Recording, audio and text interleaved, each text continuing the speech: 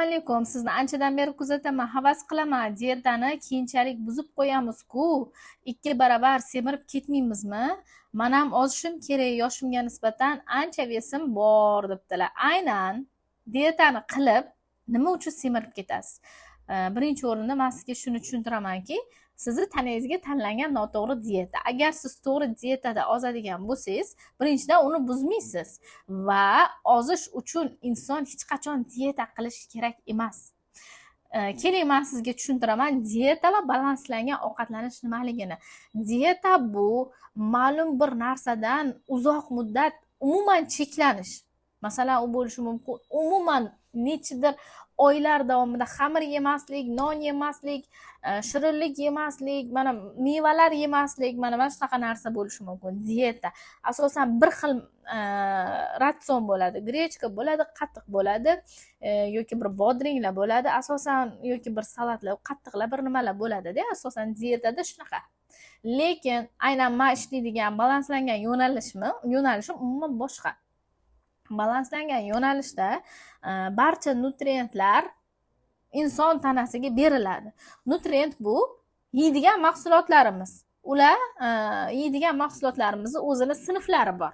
Ya'ni o'sha oqsillar, uglevodlar, yog'lar, kletchatkalar, vitamin, minerallar. Ya'ni mana shuni hammasini biz bir kun davomida beramiz tanamizga. Hammasidan bir kun davomida berganligimiz uchun balanslangan ovqatlanish deyiladi va balanslangan ovqatlanish sizga hech ham qiyinchilik tug'dirmaydi. Ya'ni siz marafonda oz bo'lganingizdan keyin marafondan keyin ham dal shu ketishda davom eta olasiz. Mana shundagina siz vazningizni to'xtatib tura olasiz. Butun umr chiroyli figurada yura olasiz. Lekin dieta qilinsa, o'sha dietalar asosan 7 kunlik, 10 kunlik, 21 kunlik, 1 oylik bo'ladi-da. Shuni hisobiga ham inson tanasi stressga tushadi. Xudo tezroq dietam tugasin, bo'ldi, qo'yib yuboraman, tashlab yuboraman deydi-da. Shuning uchun ham asosan qanaqadir noto'g'ri tanlangan dietalar orqali inson ozadi, lekin uni to'xtatib qo'ygandan keyin qayta semiradi. Ya'ni men detoks sifatida shuni maslahat beramanki, ozish uchun vaqtinchalik yo'lni tanlash kerak emas. Ozish uchun butun umrga to'g'ri keladigan yo'lni tanlash kerak. Ya'ni siz ozmoqchimisiz? Bir xil dori ichib ozish xohlaydi, bir xil kokteyl bilan ozish xohlaydi, bir xil mana har xil dieta turi bilan ozish xohlaydi-ku. Ozishdan oldin shuni o'ylab ko'ring. Agar siz butun umr dori ichib yura olsangiz agar, dori bilan ozing. Agar siz butun umr ukol qilib, ya'ni o'sha har xil ukollar bilan oza olsangiz agar, ozib yuraman, butun umr qila olaman bu narsani desangiz, ukol bilan ozing. Agar siz butun umr kokteyller bilan ozaman desangiz agar, mayli kokteyllardan xarid qilib iching. Ya'ni shunaqa yo'l tanlashingiz kerakki, uni to'xtatib qo'yishingiz kerak emas. Umuman to'xtamaydi. Mana ozishga kirishdingizmi? Balanslangan ovqatlanish, sog'lom turmush tarziga kirishdingizmi? Bu to'xtab qolishi kerak emas. Qanaqa qilib nosog'lom turmush tarzidan sog'lom turmush tarziga kiryapsiz-da, chiroyli bo'lib, sog'lom bo'lib, ozib, har xil kasalliklaringizdan ketganingizdan keyin yana qanaqa qilib qaysi miya bilan noto'g'ri turmush tarziga yana qaytib kirmoqchisiz? Bu xato-ku.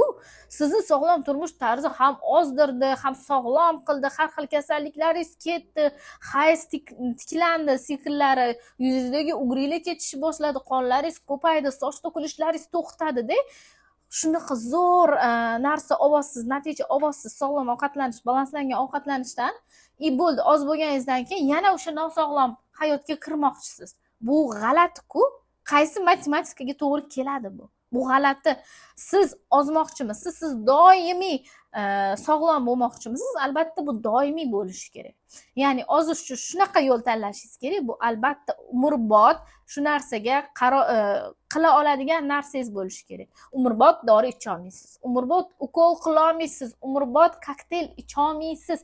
Lekin umrbod balanslangan ovqatlanishda yura olasiz. Chunki balanslangan ovqatlanishda bizning tanamizda juda kuchli cheklovlar bo'lmaydi.